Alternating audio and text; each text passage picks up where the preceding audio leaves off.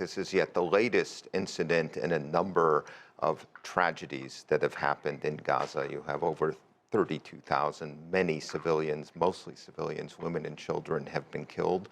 We can start there. We can start with, also in your report, the attack on the Al-Shifa hospital and other hospitals, on places of worship, on the famine, on the destruction of residential buildings. So the international outrage that you referred to in the beginning is only going to grow. In this case, as our Israeli colleague said, the investigation is ongoing.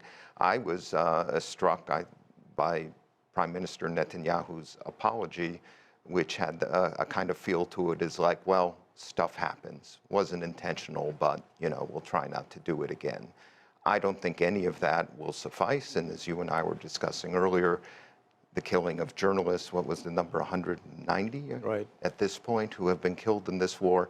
That's another concern of those of us who believe in independent media, believe that journalists should not be targeted, and that all steps should be taken to protect civilian journalists and aid workers and humanitarian workers. No one targeted journalists, and the journalists, the ostensible journalists who were killed were not journalists. They were Hamas operatives, and of the sort that we saw deployed during the October 7 attack. These are not journalists, and they certainly they have not been targeted. It's unfair on your part to portray it this way. Andrew, a quick response? I didn't say they were targeted. I said 190 journalists. You did. It's taped. You did. 190 journalists have been killed. They're supposed to be protected. Who calls them journalists? How do you say that they're journalists? What makes you say that? Well, who do they work for? The New York Times, the Washington Post, the Daily Telegraph. What makes them journalists? They're reporting the news. No, that doesn't make anyone a journalist.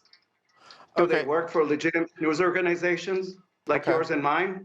Yeah, okay, so your point is 190 were terrorists. This is propaganda. We'll disagree. You just parrot the same way that you claim, Andrew, that the majority of the casualties in Gaza have been civilians. How do you know that, other than that Hamas says this?